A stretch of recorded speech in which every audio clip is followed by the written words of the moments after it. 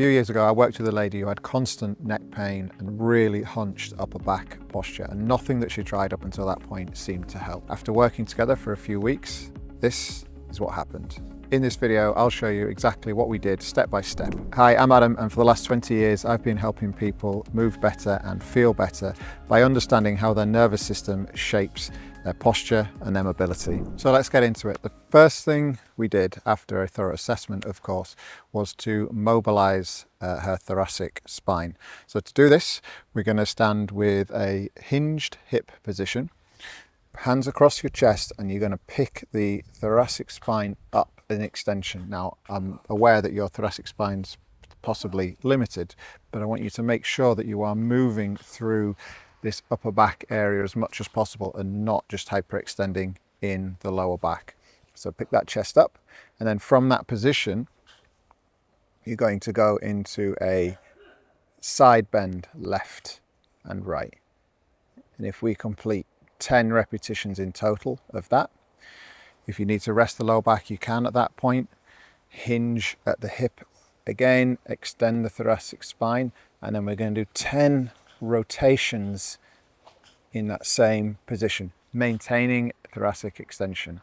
And then finally, we're going to couple all of that together. So we've got extension of the thoracic spine, we've got rotation to one side, and then we're going to side bend on top of that. Now that might feel quite restricted because you've taken up all the range in moving in all three planes. So if you want a downloadable version of this with step-by-step pictures, reps, rest periods, just click the link in the description. So the next thing I would do after the thoracic mobilization is to actually work on the lower neck. When you're in this hunched back position, the lower neck actually ends up shifting forwards posturally, so we need to make sure that it's able and willing to move back into more of a neutral position. To do this, we want to think about taking the head back. Not the most attractive position to get into, but it's a double chin, if you like. So we take the head back, and then from there, once we've gone back into extension, then we're going to come over to the side. We'll do that 3 times. And then just rest for a second. Let's go back again, over to the other side 3 times. Then we're going to add rotation on to that. So let's go back, rotate, and then go over to the side 3 times on one side, 3 times on the other. So your nervous system has very important control systems that increase and decrease tension in the body. One of those systems we're going to look at now, which was the next thing we did with this lady, was visual inputs. So to do this, we're going to cover one eye. We're going to look at the thumb in front of us, and we're just going to pay particular attention to the creases on that thumb. And we're going to take that thumb out to the side only as far as we can focus on the creases on the thumb. So if it starts to get blurry, you stop at that point. You want to really make sure that you maximize your range, like push your range as far as you can, but don't go into the blurred vision. If we do that one plane 3 times, then you can come down at a 45-degree angle 3 times and up at a 45-degree angle 3 times, and then repeat the same thing on the other side. Another really important system is the vestibular system. So this helps with balance and posture hugely.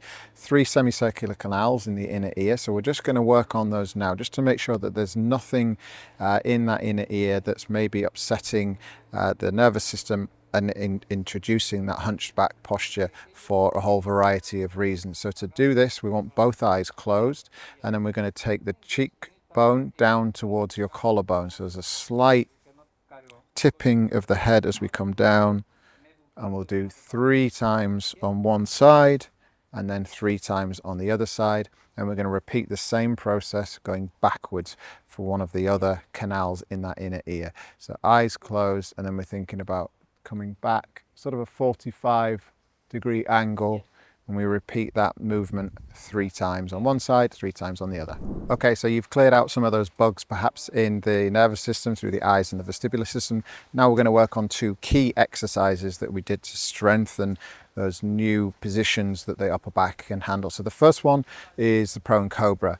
So with this, we're going to go face down on the floor.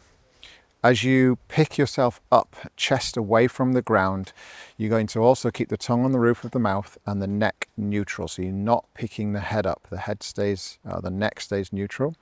You're also going to turn the hands out so the palms are facing out to the side, and you're going to pull the shoulder blades together. Now finally, you're going to reach your fingertips down for your toes. This is going to help to introduce a little bit of lower trapezius function. And that's a key muscle with helping correct this hunched back posture.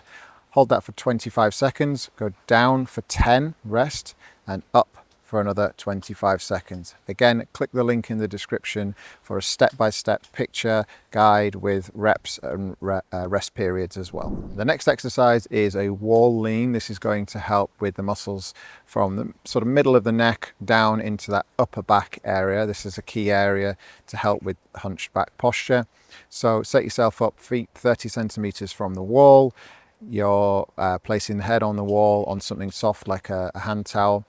And you're going to think about picking the chest up and the hips will follow you. Don't push the hips forwards. You'll end up in a sway back posture, which is not going to help this correction at all. Again, hold this nice straight alignment from earlobe through shoulder and down through the hip and the ankle for 25 seconds, rest for 10 seconds, and then repeat another 20. So that's the exact process that I use with this lady to help her go from hunched posture with constant neck pain to moving freely again.